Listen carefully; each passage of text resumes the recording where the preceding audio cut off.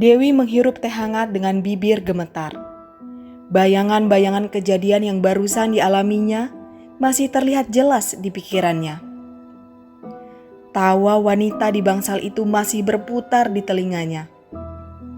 Namun hangatnya teh tawar sedikit membantunya tenang. Kejadian yang menyeramkan itu merupakan pengalaman pertama dan berharap merupakan yang terakhir kalinya.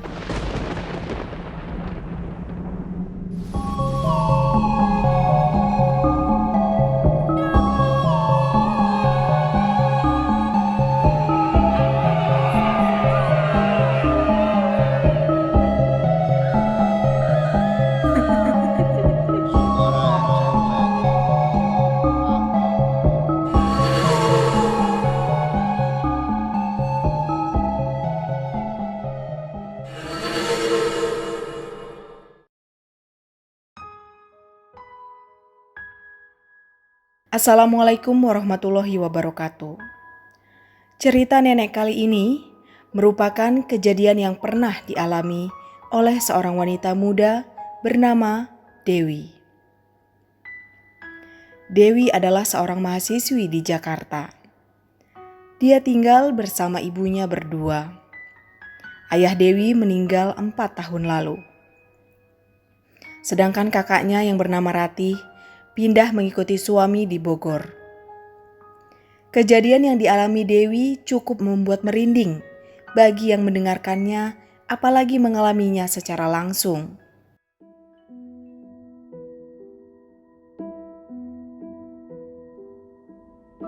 Malam itu, Dewi buru-buru mengantar ibunya ke RSCM.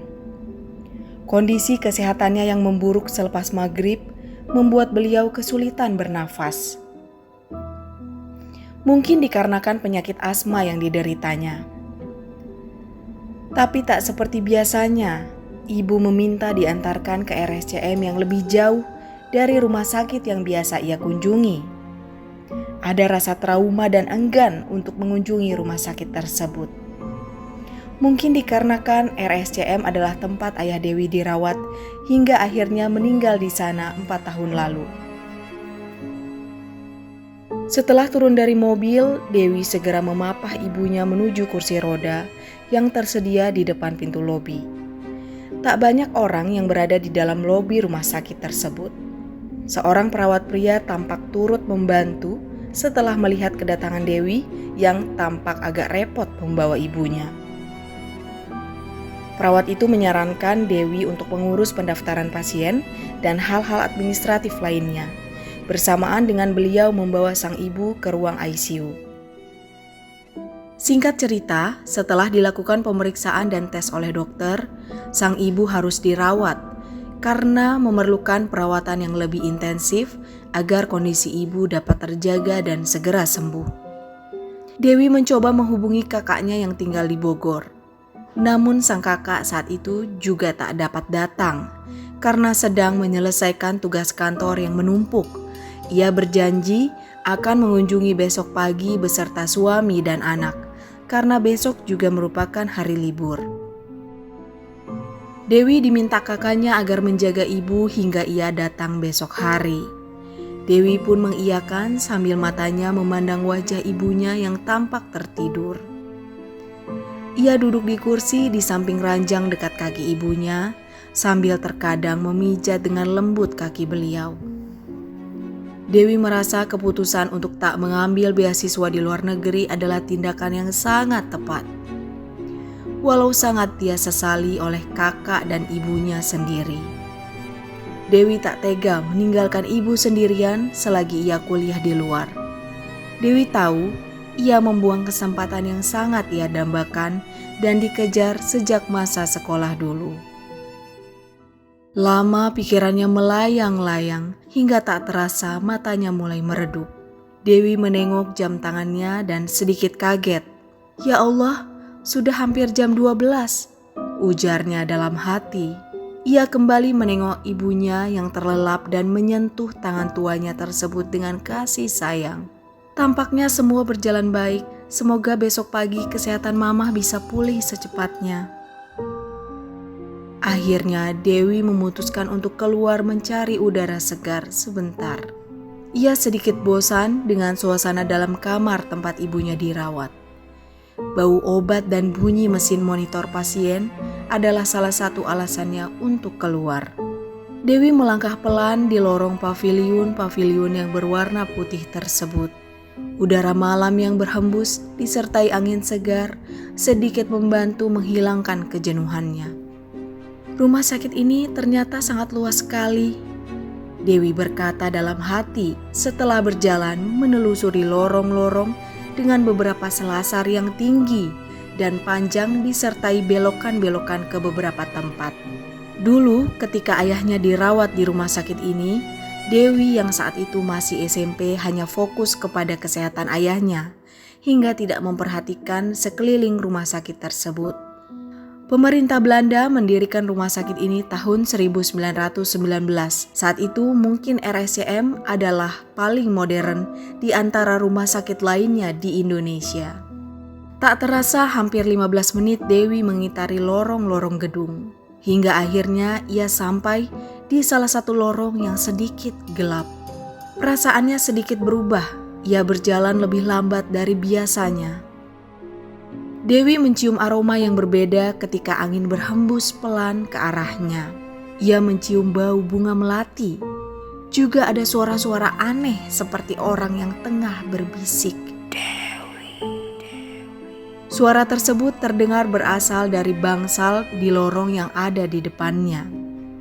Dengan rasa penasaran, ia pun mendekati sumber suara. Anehnya, ketika memasuki bangsal, suara-suara aneh tersebut mulai menghilang. Dewi memandang sekeliling bangsal yang tampak gelap dengan memicingkan matanya agar bisa melihat dengan fokus. Bangsal itu sangat berantakan dan tak terawat. Ada sebagian ranjang yang ada kasurnya, tetapi lebih banyak yang tak mempunyai kasur. Mata Dewi menelusuri tiap sudut dari ruangan tersebut, hingga terhenti pada meja yang terletak di kiri ruangan. Ada sesuatu benda hitam tergeletak di atasnya yang membuatnya lebih berusaha untuk melihat dengan jelas. Ia lantas terkejut takut setelah mengetahui benda hitam itu merupakan potongan kepala wanita yang berambut panjang. Tiba-tiba wajah itu tampak tersenyum memandang ke arah Dewi dengan tatapan tajam sambil diikuti dengan tawa cekikikan. Sontak Dewi kaget dan pucat ketakutan dengan apa yang dilihatnya. Ia langsung keluar dari ruangan tersebut berlari sekencang-kencangnya. Ia menuju lorong yang telah dilewati sebelumnya. Di ujung depan lorong tampak sebuah bayangan yang bergerak ke arahnya. Bayangan itu tak begitu jelas karena sinar lampu di belakangnya. Pikiran Dewi tak menentu. Yang ada di benaknya hanya segera menuju kamar ibunya dirawat. Bentuk di depannya semakin jelas terlihat.